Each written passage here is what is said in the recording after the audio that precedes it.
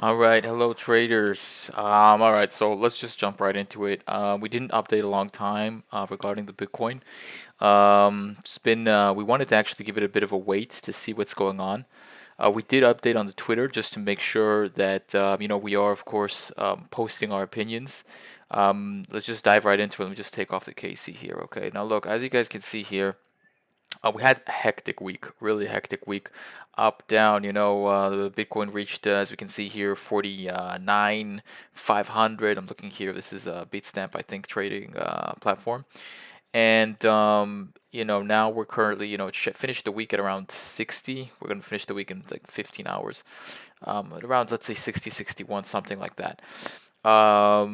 Now, obviously, there was a big panic on Monday. I don't want to get too into it, with the Japanese market, the unwinding of the carry trade, and, just basic fears that we might be heading into some recession of some kind.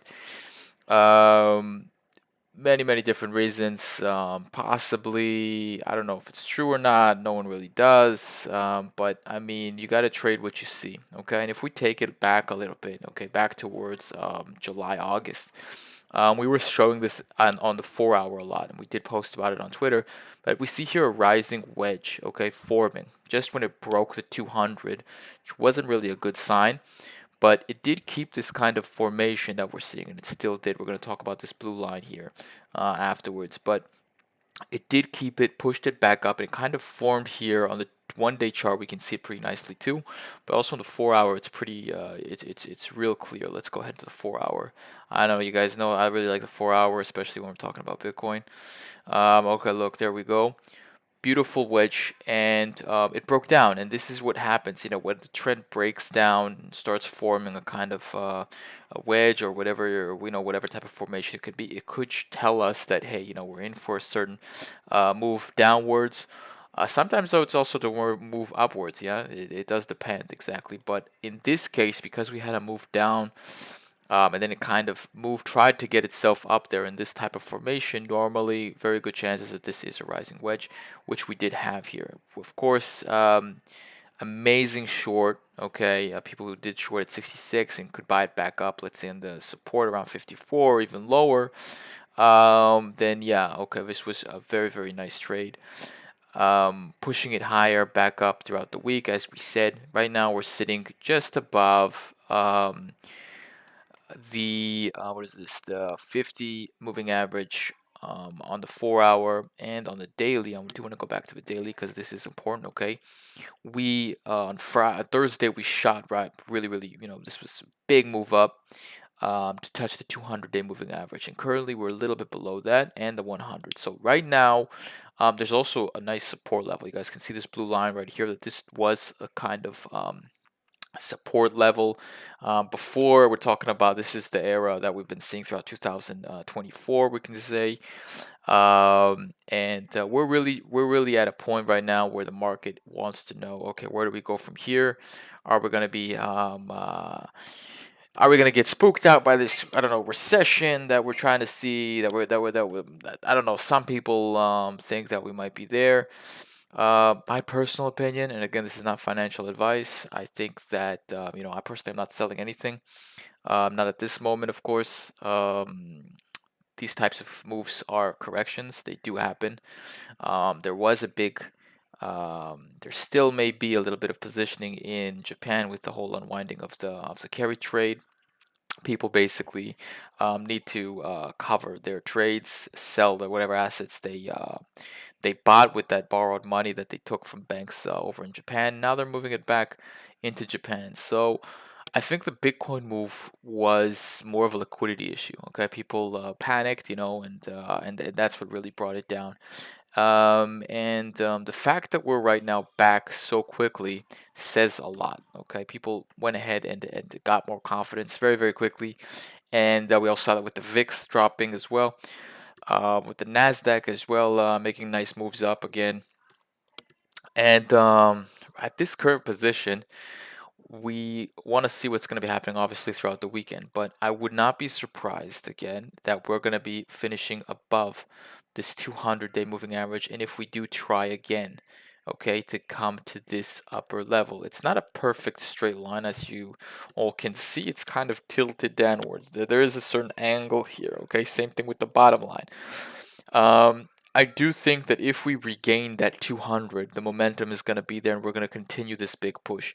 Now, always I say this, zoom out, okay? Even when markets go down, you want to zoom out a little bit to see what we're talking about here, okay? And last time I did, we spoke exactly about this. And what we're seeing here is, yes, a lot of people call it whatever, teacup handle kind of formation, or whatever it may be. Guys, this is how markets go up. Okay, this is how markets move. All right, they go up fast. They try to reach a level of consolidation, go back and forth. They can stay at this level for quite some time, but the more that it stays above that level, the more assurance investors get, traders get, and basically the more confident it gets into the move, to the continuation of the move that it's in, which is in this case up. Of course, the real assurance is going to come, I think, once we regain that 200-day moving average, once we regain those big averages, the 50, the 100, and we try to get to test this upper line again at the 69,000. I think that if we can break this in this time around, and this is what normally happens when you're testing once, twice, three times, four times, five times, on, this is big. This means when it comes on the sixth time, the chances of it breaking go up each and every time, okay? Each and every time. So if it does go back up and it does manage to break, I can tell you this, it's going to be a massive move up, okay? Normally there's a lot of orders just waiting here, okay? Waiting to see, okay, if we're going to be moving higher, where do we go?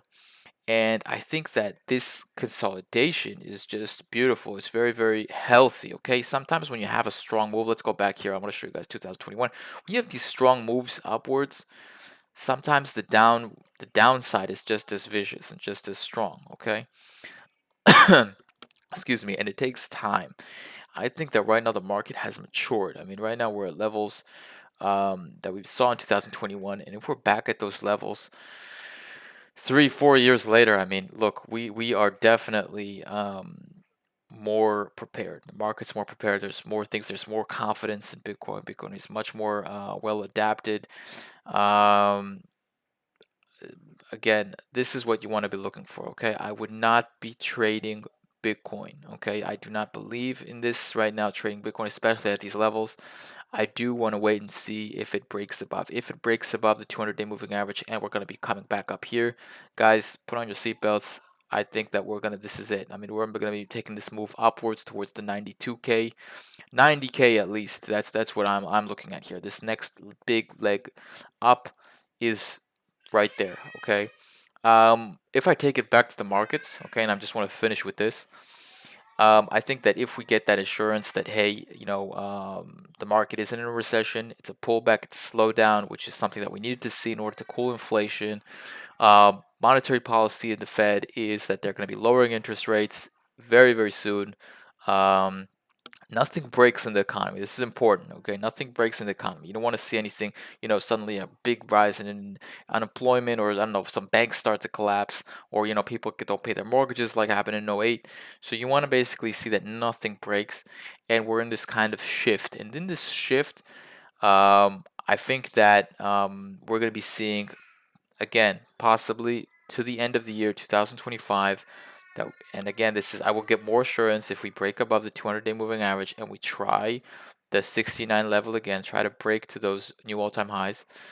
Then yes, we're going to be seeing until 2025 a very large move higher, possibly breaking the 100. A lot of analysts are saying 120, 150, whatever, within the next year. That means into the, let's say, half of 2025. I definitely can see that happening. All right, but first we want to get that assurance, of course. So all eyes on that. Anyway, as always, safe trading, guys, and start to conquer. All right, have a great trading week. We'll be updating soon, of course. Don't forget to follow us on YouTube, Twitter, and of course Instagram, guys. Have a great week. Bye for now.